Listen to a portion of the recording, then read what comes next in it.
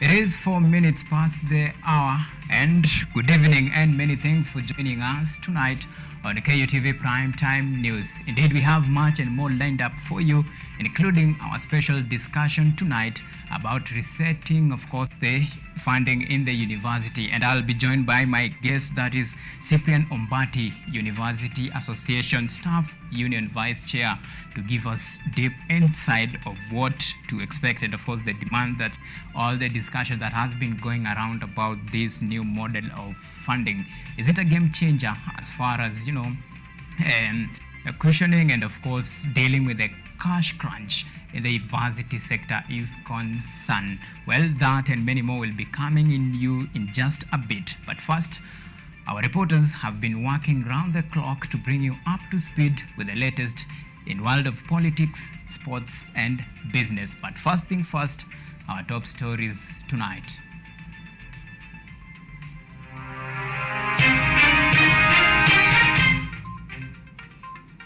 Tonight, the Singapore way. Kenya to adopt housing model in Singapore as two countries expand bilateral cooperation.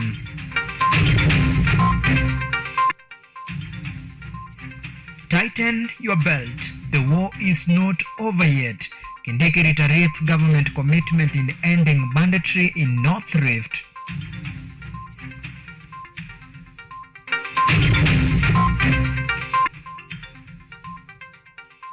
Plus, Garissa County fast too much. MCA suspend sittings in fight for better salaries and allowances.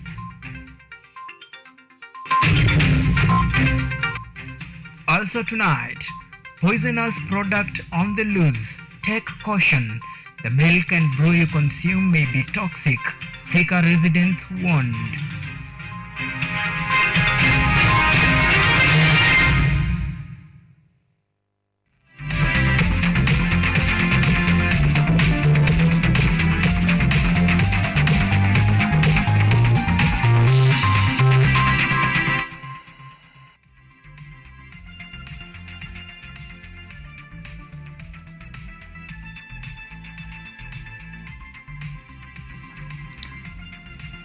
Alright, I am in full backup of course, this is Sami Okelo as our sign language interpreter tonight. Remember, you can follow this particular broadcast on our social media platform, and to be precise, on YouTube and on Twitter at KUTV _ at Auma Evans. Remember to use the hashtag Primetime News. Remember, the big discussion of our day today is, the cash crunch in the varsity and, of course, resetting the varsity sector as far as funding is concerned. Hang on, that discussion will be coming to you in just a matter of time. But, of course, now it's time to dive direct to our first, item, and that is our news of today. Now, the Kenya and Singapore have agreed to operationalize a treaty they signed 5 years ago to improve trade and investment between the two countries. The bilateral investment treaty signed in 2018 sought to remove double taxation on imported goods. Edward Nyamu reports on a day that the head of state and the visiting Singapore Prime Minister Lee Hsien Loong signed 3 memorandum of understanding on ICT skills development on carbon credit cooperation.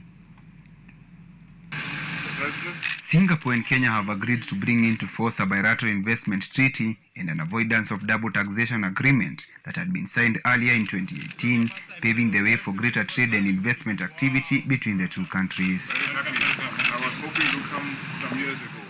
President William Ruto and Singapore Prime Minister Lee Hsien Loong witnessed the signing of 3 deals between both sides on sustainability, skill development, and the digital economy.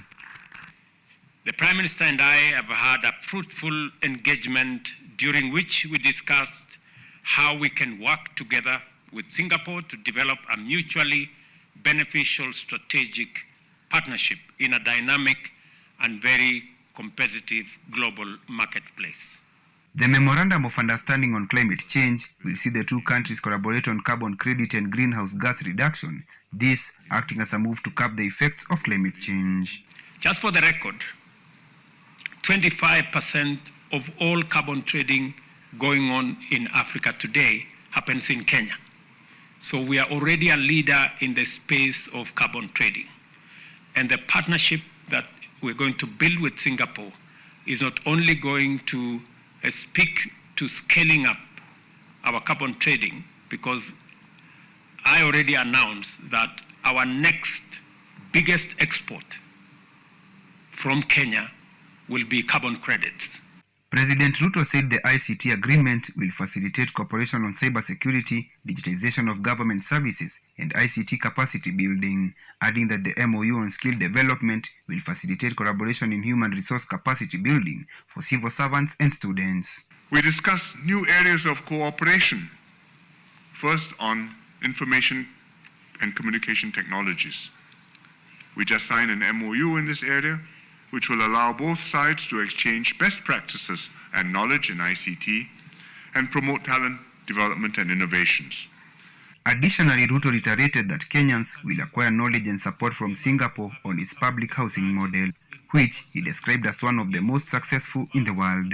We have also agreed to actively explore methods of acquiring knowledge and support from Singapore's highly prosperous housing model. Kenyans are currently engaged in the housing debate, with approximately 6.5 million Kenyans lacking affordable and decent housing. The two countries have agreed to develop a long-term strategic partnership anchored on many sectors of a mutual beneficial relationship. Edward Nyamo, KUTV. It's critical to promoting. President William Ruto's UDA party has today met county coordinators from the 47 counties as it embarked on a move to popularize its political outfit. During the meeting, which was chaired by Deputy President Rigathi Gachagua, the party announced an elaborate plan aimed at registering 15 million members ahead of the 2027 election. According to Gachagua, the party is free for anyone to join, refuting claims of party buying members from other parties as a way of weakening rival parties.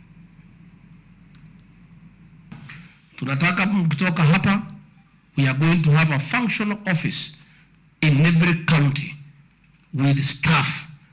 Na ofisi ya chama ya UDA itafunguliwa kama ofisi ya serikali 5 minutes to 8 every day. Na ifungwe saa 11. Because it's a ruling party. Si ni serikali? Na bendera ya chama ikuwe pale. The whole world has affirmed President William Ruto. He has been recognized by the whole world. We are having 2 heads of states every week.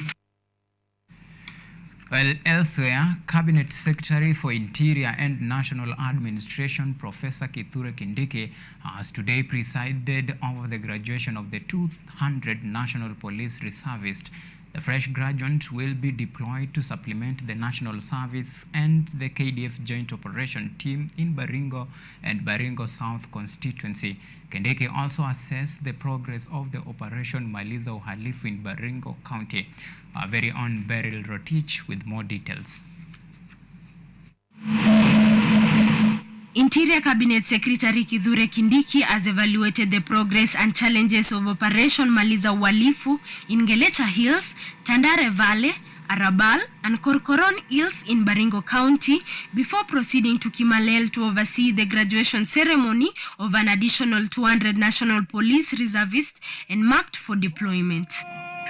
During the graduation ceremony in Kimalel, the Cabinet Secretary expressed his appreciation for the dedication of the National Police Reservists. He emphasized that the government is committed to supporting them in their duties. Be shortly announcing major measures to support the National Police Reservists to be able to give better and more efficient services to our communities and our country. In his address, CS Kindiki announced a significant achievement in the fight against banditry. He stated that most of the areas where bandits had been hiding have now been successfully cleared, adding that the government is determined to eradicate banditry in the region. We have made some good progress in getting rid of the hideouts, getting rid of bandits from the hideouts where they've been hiding. The Korkoron Hills, Arabal Hills, Gelecha Hills, Tandare Valley, all these places are now free from bandits. The Cabinet Secretary revealed that the government has allocated a sum of 100 million shillings for the rehabilitation of schools damaged by the bandits. He emphasized that the Kenya Defence Forces will actively participate in the reconstruction process. I'd like to announce that the government has released 100 million for the rehabilitation of all the schools that were affected in Baringo North and Baringo South by banditry. The money has been released, and our officers from the Kenya Defence Forces will help us in the reconstruction. The recent banditry attack in Loruk, Baringo County, involving the shooting and injury of a person, has left the local community living in fear. The government has resolved to eradicate banditry in Baringo County, which is prone to attacks. Beryl Rotich, KUTV. From security to food insecurity. Now, listen to this.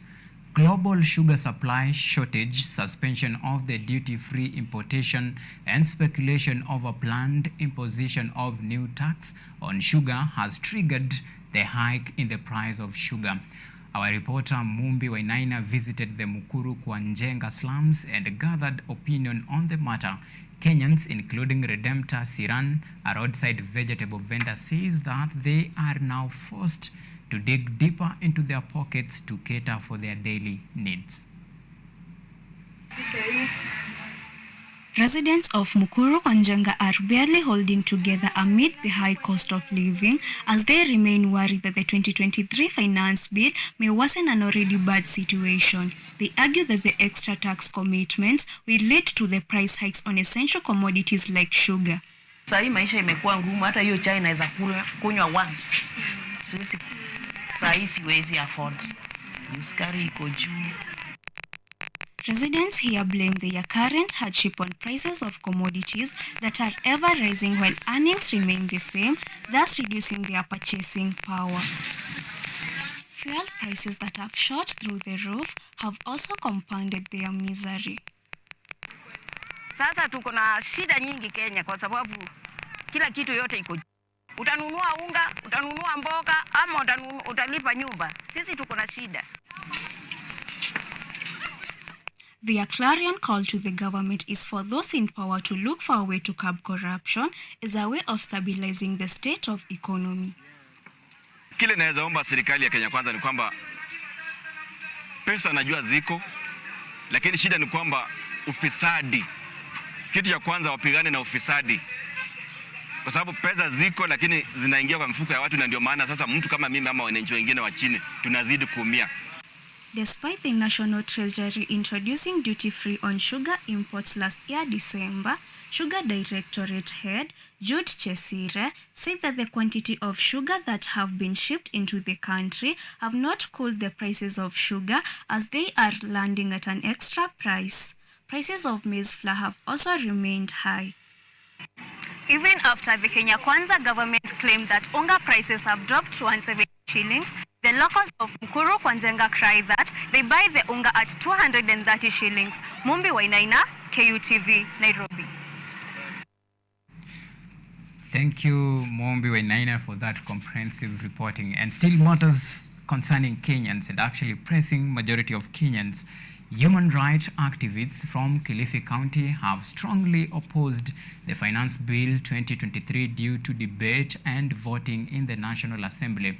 The activists have taken issues with the government bill over the fact that it proposes to introduce new deduction from the Kenyans workers. Haki Yetu Africa and Malindi Social Justice are among the group asking MPs to reject the bill to save Kenyans from further rise in the cost of living.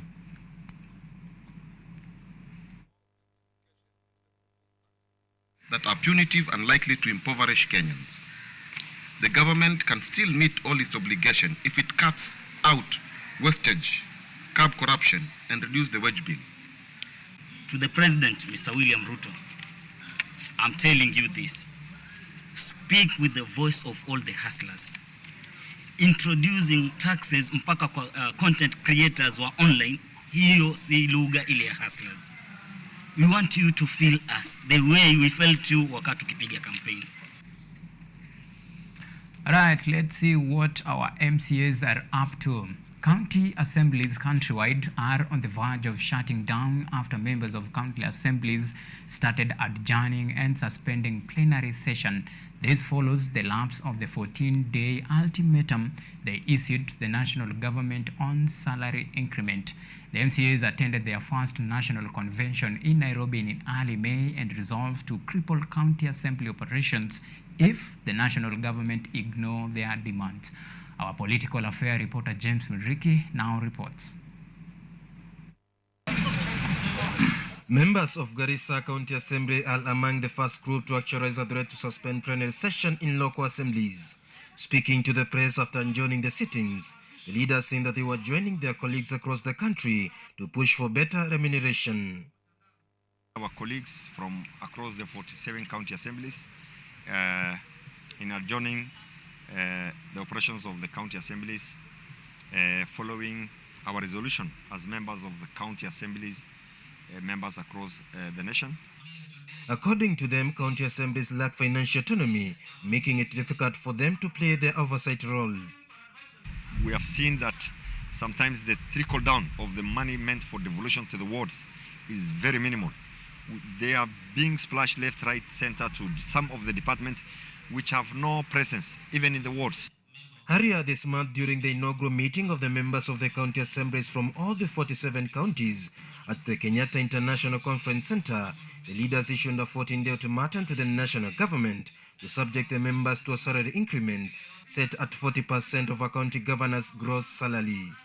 Kama governor yake ni 924, yangu mimi kama MCA should be 49% ya mshahara ya governor.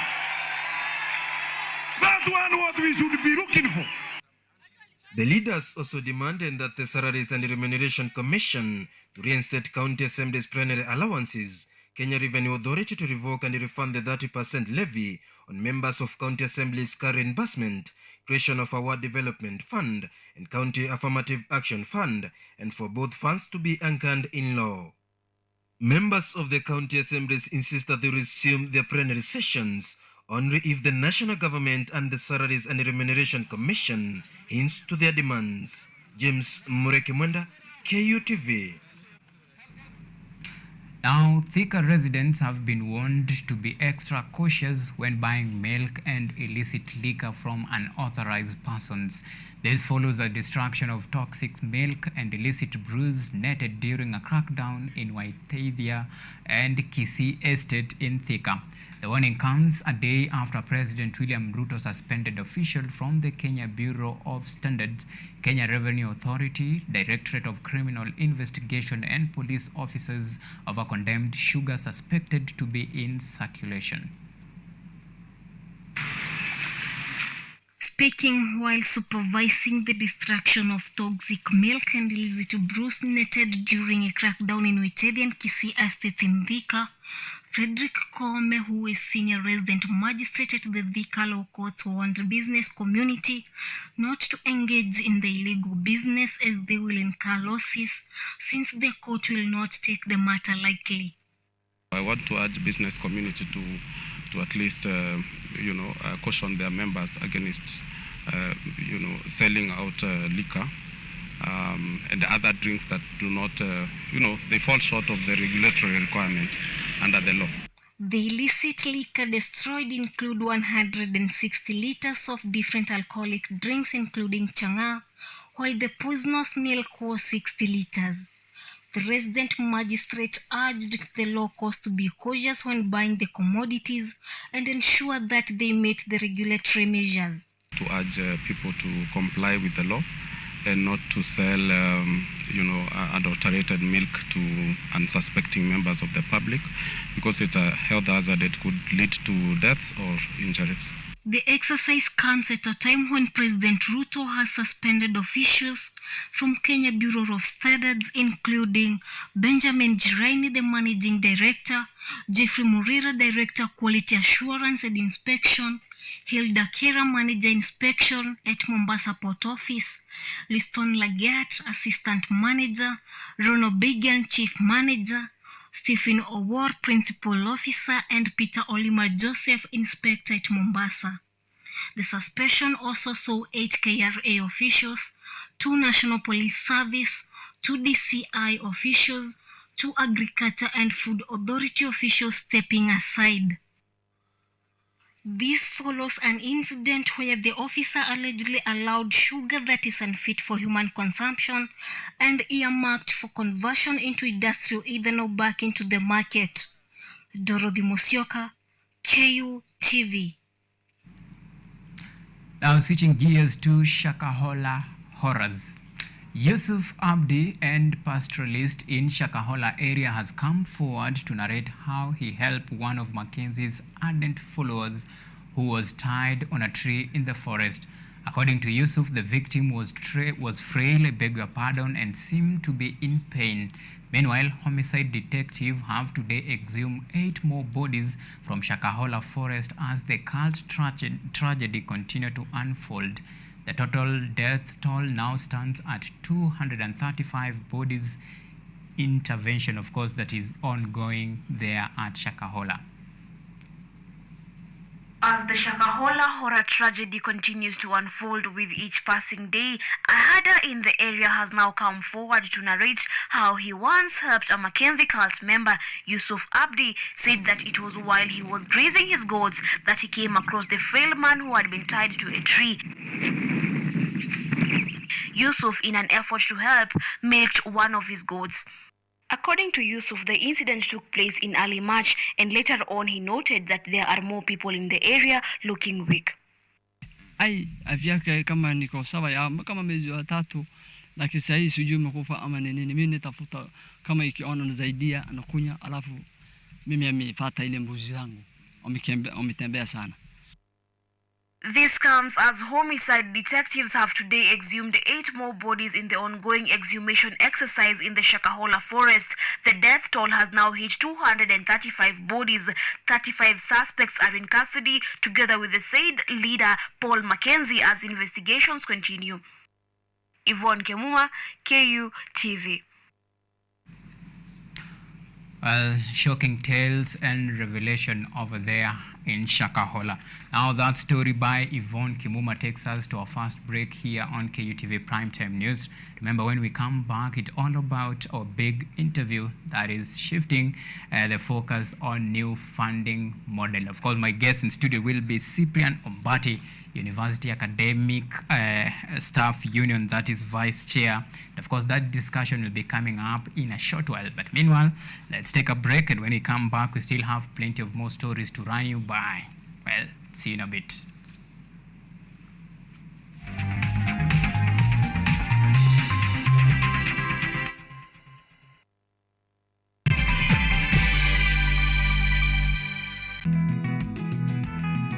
Kurunzi ya kilimo huimarisha afya na uchumi endelevu katika jamii.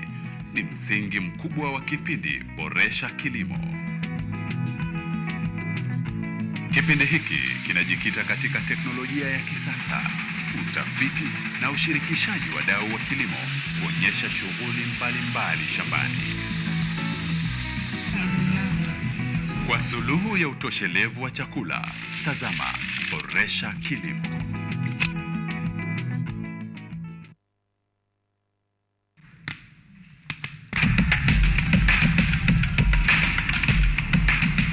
Access to knowledge, solution to unanswered questions.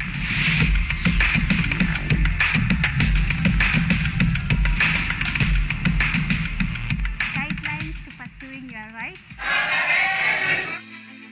and repossessing your property, intellectual or material. This and more only on Law Matters.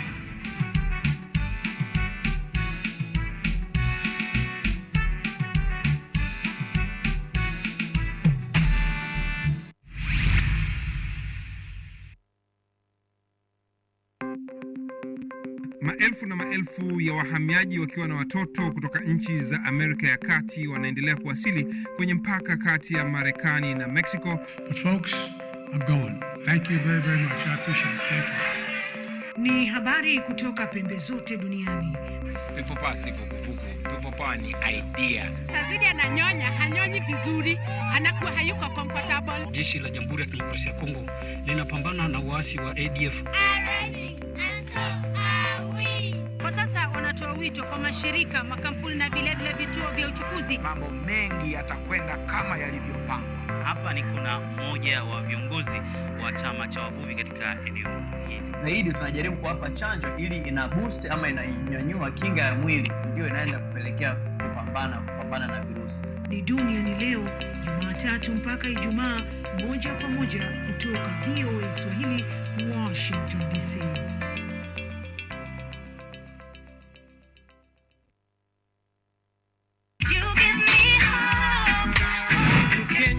This is my jam down.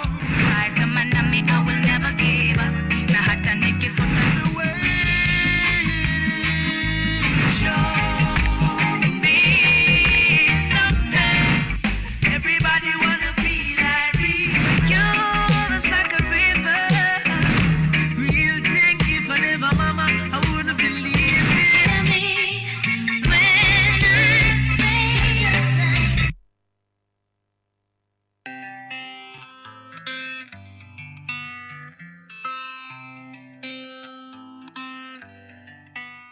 Licha ya kufiliwa na mumewe pamoja na mtoto wake, Mama Mary Ekiru hakukata tamaa ya kusaidia watoto wasiojiweza katika jamii. Tunawapea skills. Kuna wale wanafanya beauty, kuna wale wanafanya cake baking, tunatengeneza hizi vitu wanashona, pia kutengenezana nywele. Kile chenye unataka kufanya ndio tunakusaidia. Msukumo wake wa kusaidia ulimpa changamoto ya kuwapa wasichana wadogo walioathirika na mimba za utotoni nafasi ya pili. Saa hii niko boarding school na nataka tu mtoto akiwa sawa. Naenda nasoma. Nikirudi bado wako sawa, hakuna shida yoyote. Imenisaidia sana katika masomo yangu na kulea mtoto. Usikose kutegea makala ya Mwanamke Mwake Jumatatu saa 12:30 jioni na saa 3 usiku, nami Caroline Kimwele.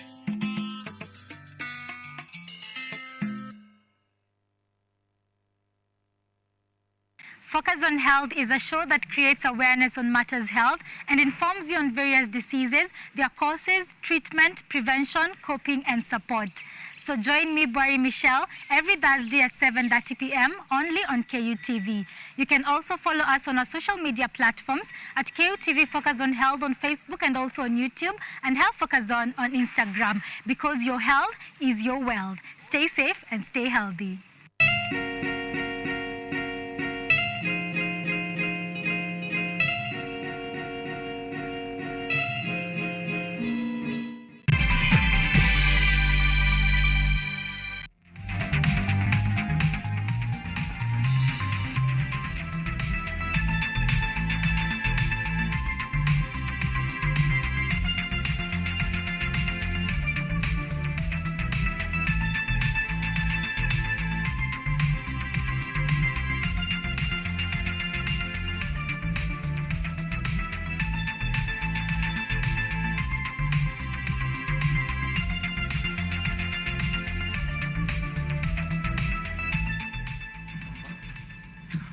Right, welcome back, and this is where we pick this particular discussion here. And of course, the proposed varsity funding model, which hopefully will start rectifying the very significant cash crunch that continues to threaten the existence of those institutions of higher learning. The proposal, however, has drawn sharp criticism from a section of education stakeholders, citing unfairness in the funding model. But on a flip side, those in support of the new model term it as a game changer in solving universities' cash crunch crisis. And now joining me in discussion is the University Academic Staff Union Vice Chair, Cyprian Ombati. Thank you so much for making time to speak to us on this very important discussion that touched the core of very basic learning in the institution. Well, before even we dive into this particular discussion, I want to get your thought on this new model of funding. So what's your take on this one? Yeah, thank you very much. I want to say that the new funding model that the President unveiled about a week or so ago is, according to the way they have envisioned it, is going to solve the problems that are currently there at public universities, especially in Kenya.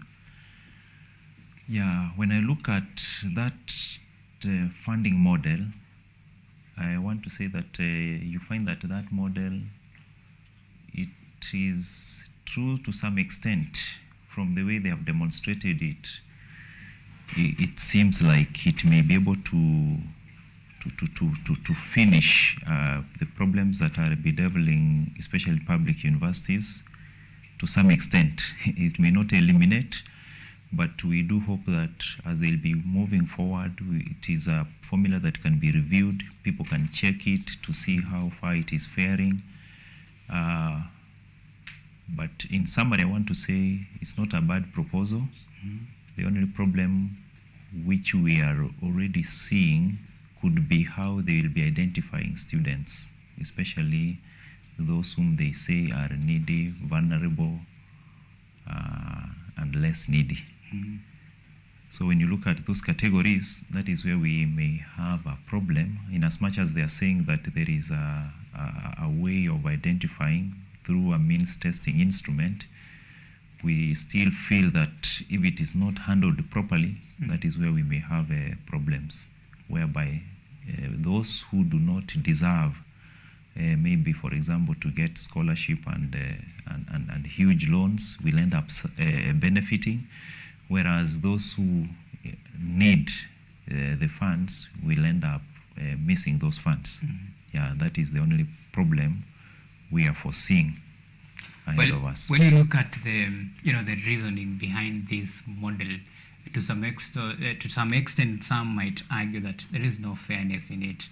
For example, if the government is funding, let's say, student X to join university Y, must it be a public university? What if I want to pursue a course in certain university, and it's known for its reputation and, of course, for the the needs that it offers as far as that course is concerned?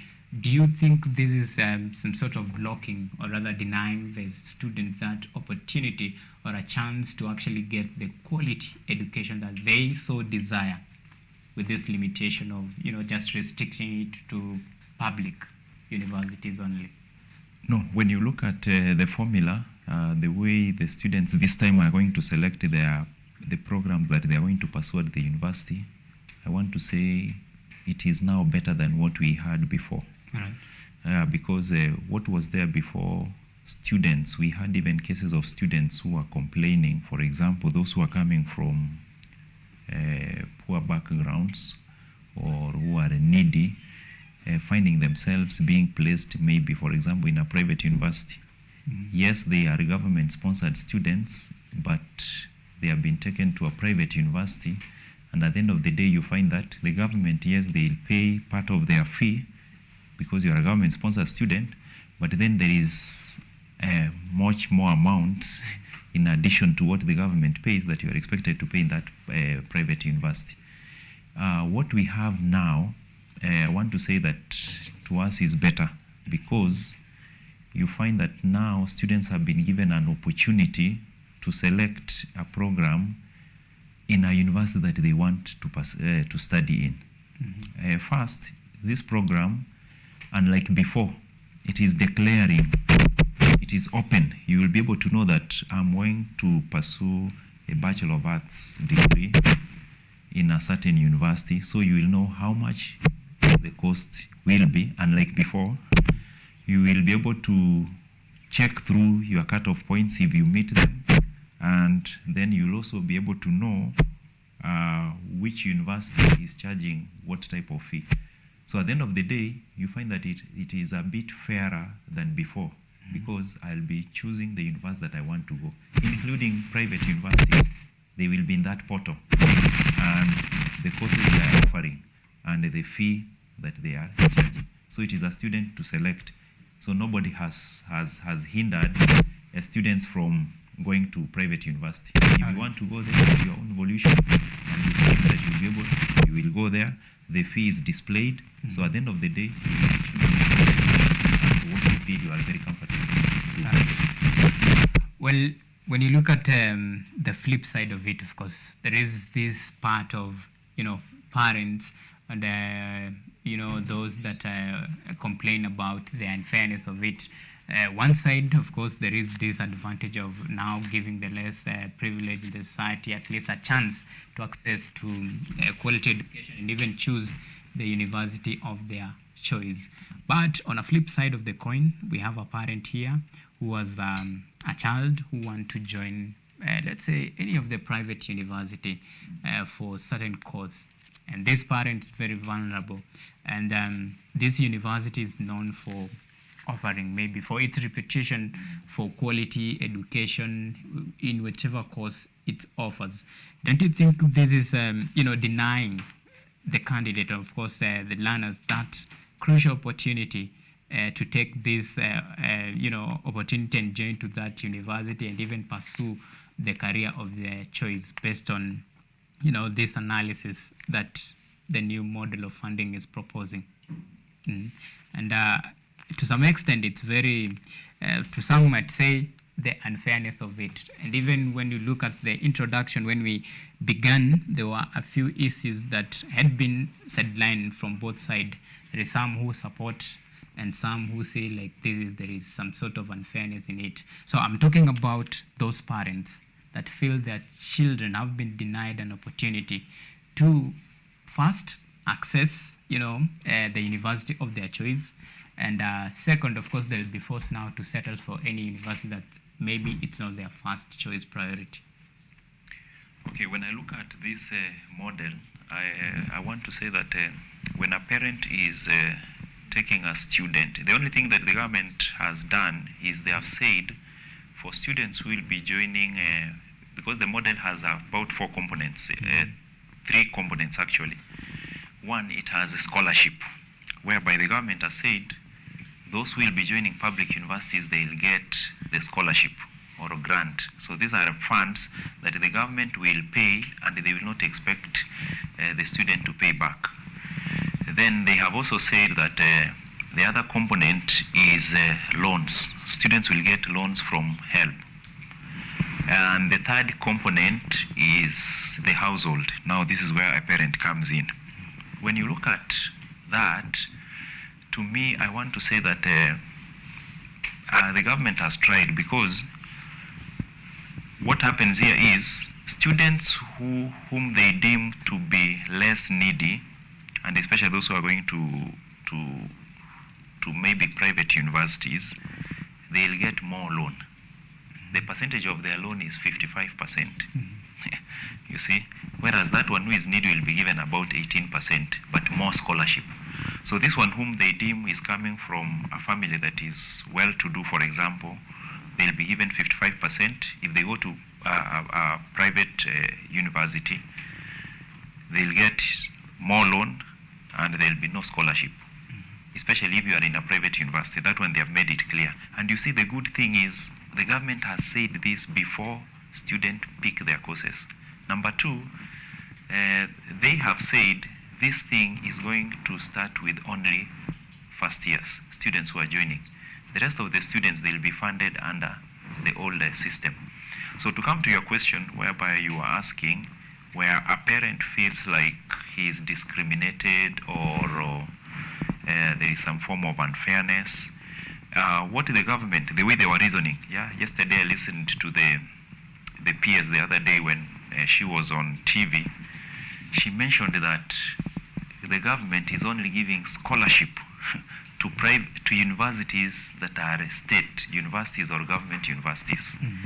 But when it comes to private universities, she was challenging the private sector or the owners of the private university also to give scholarship, so that for sure, if we have needy student, we want also to see these private universities also offering scholarships to a certain extent to those who are needy, because they'll have a way of checking and knowing this is a needy student, he can go to a private university.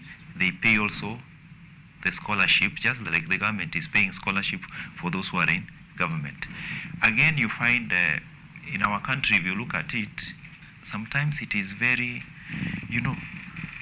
they say you cannot choose your cake and have it again. So what that means is that a student cannot say I'm needy and at the same time wants to go maybe to a private university where in most cases you find that the cost of the program is very high.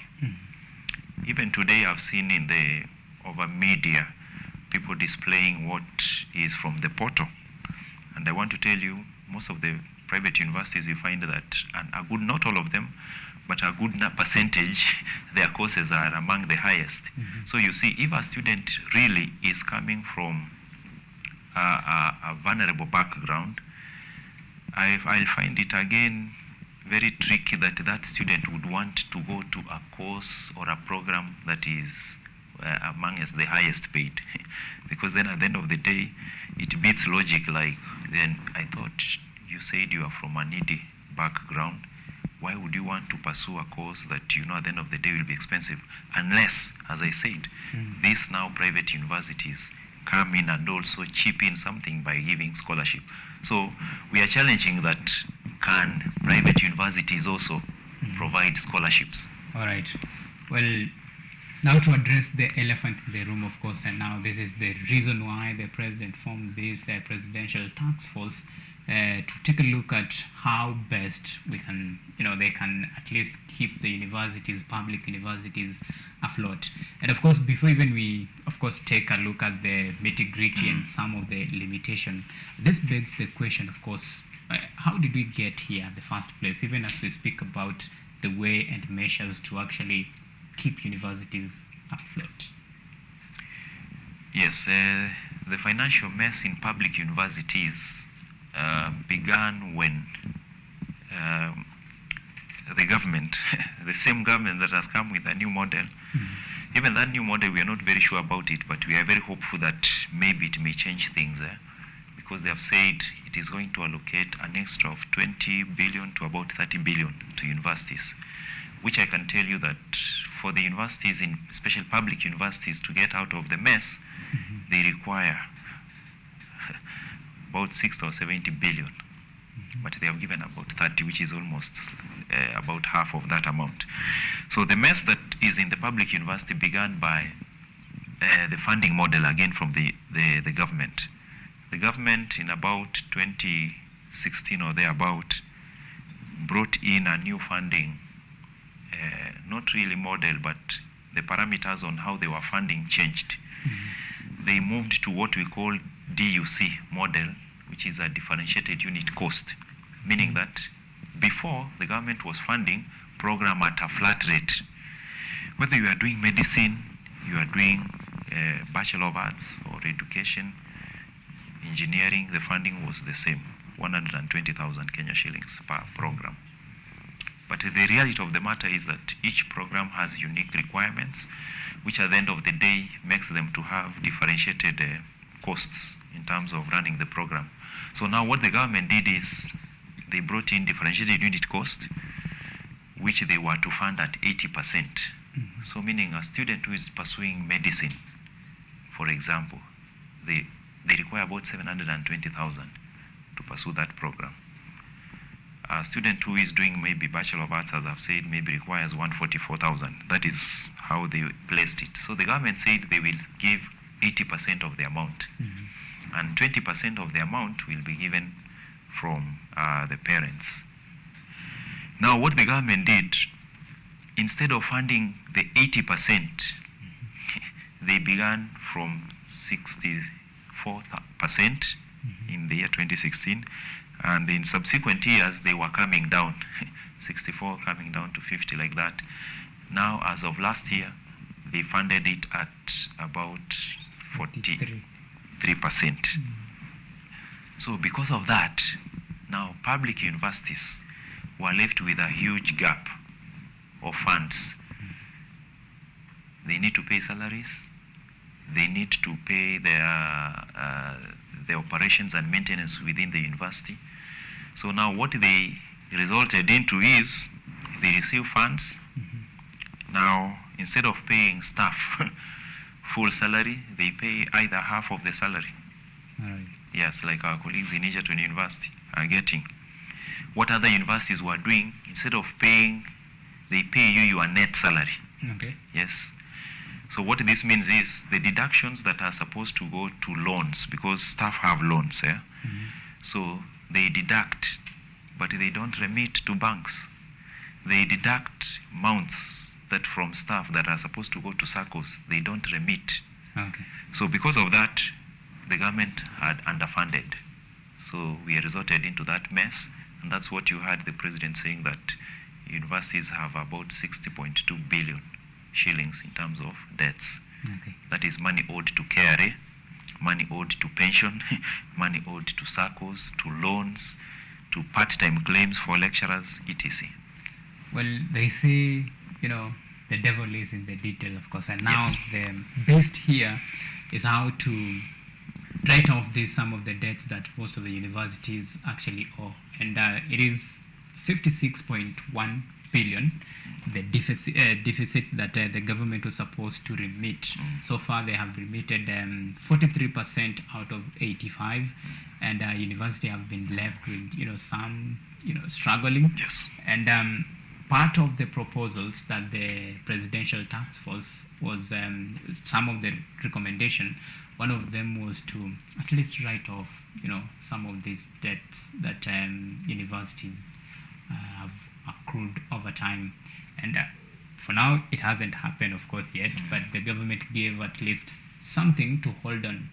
Do you think, based on past experience, of course, what we have seen, we are being very realistic and optimistic about the future, but owing to the the previous records and what has happened, do you think even this could be just another promise or just another story?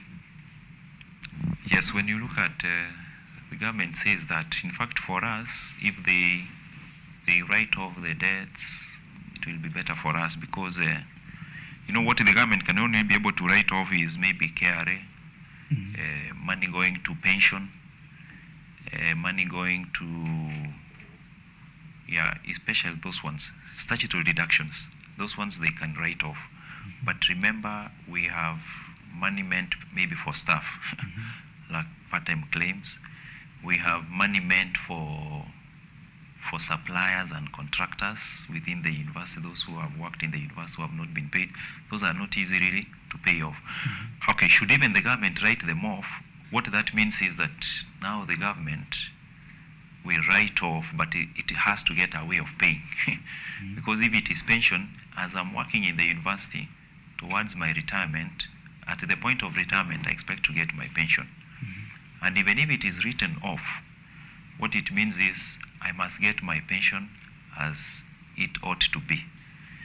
So the only thing that, even though the government says we will write off means they don't ask each university to pay, but the government to see a way of getting funds and paying pension, and then now they don't tell Kenyatta University that you have several, maybe you have 10 billion that you are supposed to remit, because it is the same government that never gave money to KU.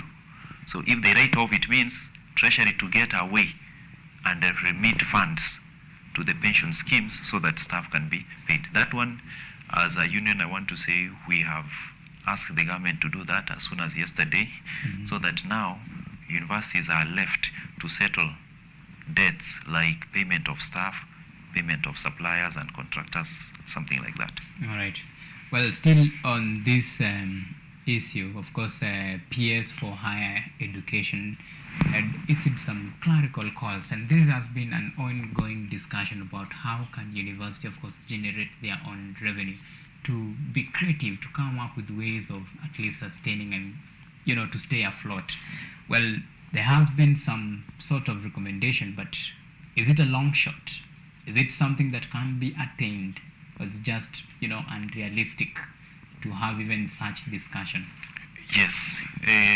When you see what the president unveiled towards funding of university, they have only dealt with one component, which is student financing in form of fees, where they have given these 4 classes on how they will fund loans, scholarship, etc., and household. The other way of funding universities, we have research. This one, they have said that they are developing the roadmap, which will be unveiled soon. That one they have said. Research is another way of funding, university getting funds. The other one is capital infrastructure. Yeah, because that fees that they have unveiled, which is student pay, I can for sure tell you that it will only be there to run the normal operations of the university. But the same fee that they collect from student is not able to pay or to do capital infrastructure. Yeah, like what you see, buildings, large buildings around the university. You find most of them require special funding again from the government, separate from what students pay as fees. So that one they have said they are coming to that. And finally, we have also another one called fee for service. So fee for service here means that universities can engage in consultancy, university can engage in activities that they can be paid. So those ones they are said they are going to unveil, but I want to talk about research, for example. Research, it is true that if universities engage in research, they can be able to generate funds. But when you look at research, the key persons who conduct research are staff, especially lecturers.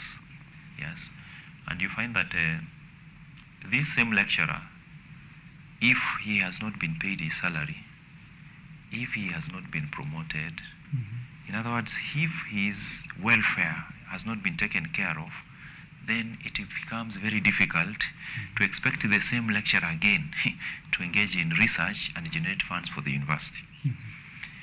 A good university is that one which looks and takes care of the staff. Okay? Right now, they have sorted the issue to do with students. Because a university has about 4 pillars. We have students, we have staff, we have government, and then we have parents and guardians. Each of these 4 must perform their duties, especially I'm talking of government universities or state universities or public. The same, of course, applies even to private, whereby now you replace government with the owners of the university in terms of private. So those 4 pillars are the ones that can make a university to run. So right now they have sorted students. We need to see a way also of sorting out staff. Once you also sort out staff, then now there will be motivation, they'll be able to conduct their research in the universities, and they'll attract funds. We have also informed them again that research is not is more of a long-term solution. Because if today as a lecturer I engage myself in performing a research so as to generate funds, you know it has a process. I'll do innovation, I get it, I patent it, then I go to commercialization of that product, then from there it goes out to the market, then now it starts generating funds for the university. That is something that cannot be done in 1 year. In most instances, if it goes down about 3 years or even 5. So you find that yes, research can generate funds, but it's more of a long term. Otherwise, what we are asking is, can we motivate this staff?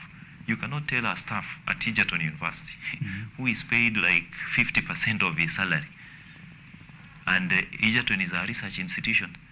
Even if however much you may want that lecturer to engage himself in research, he will not, because he also has bills to pay.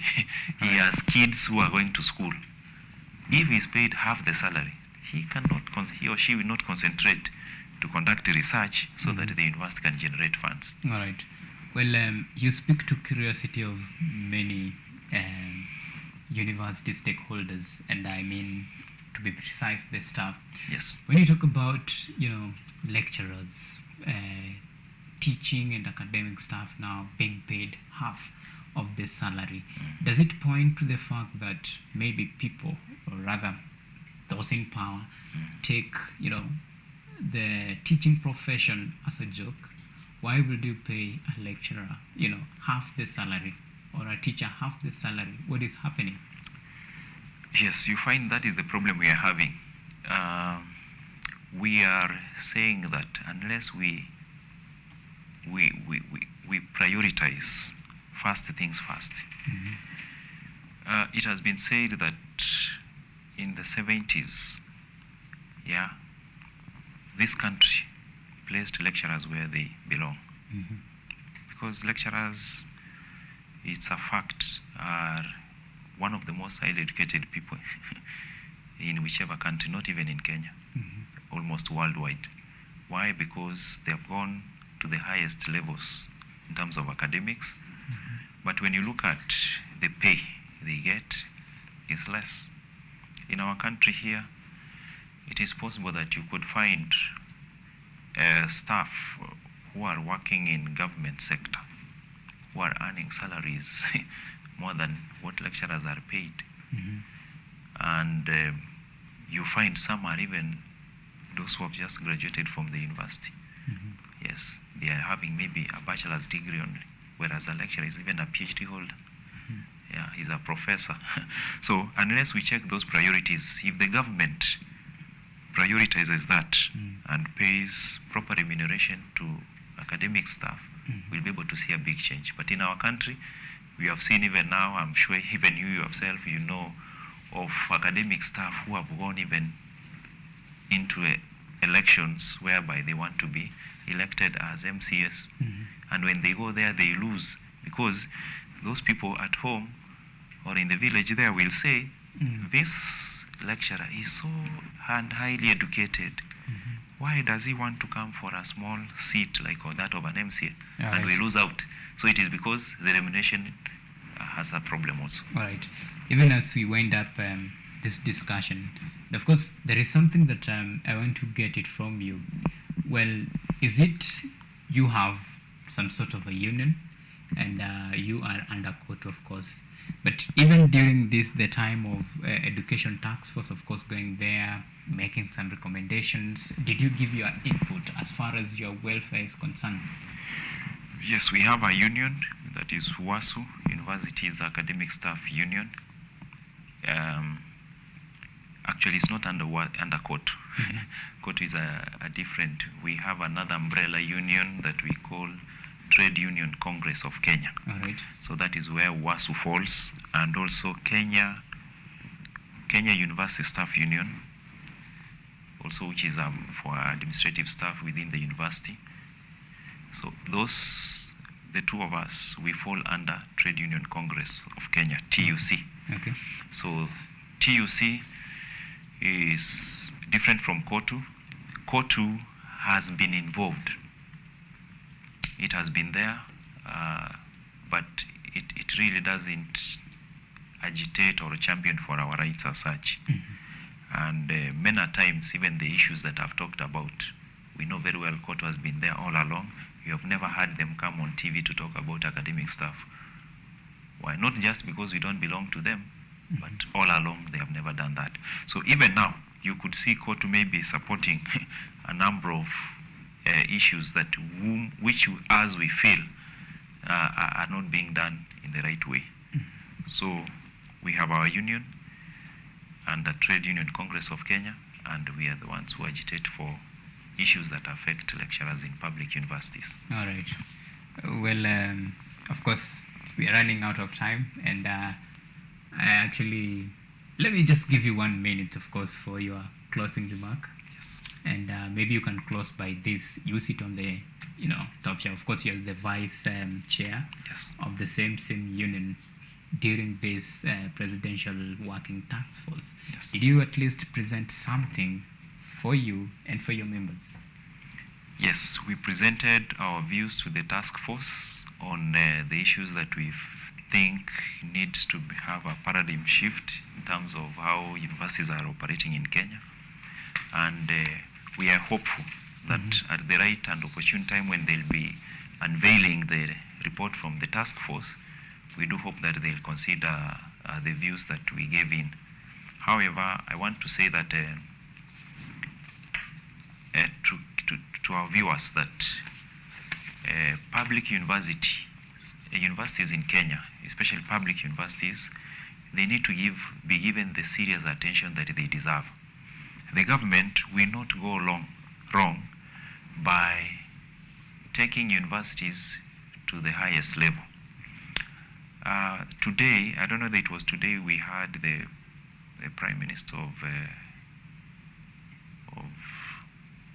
the country from Singapore.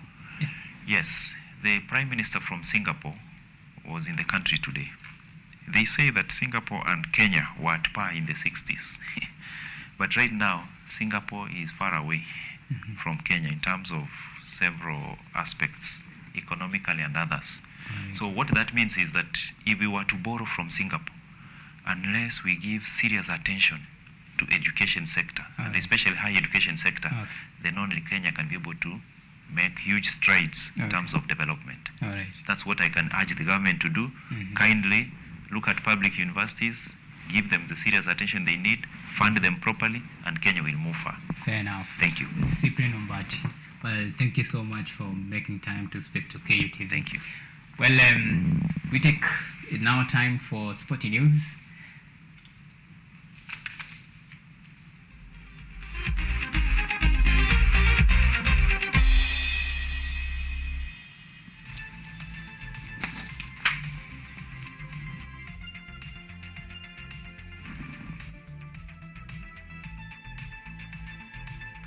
Right,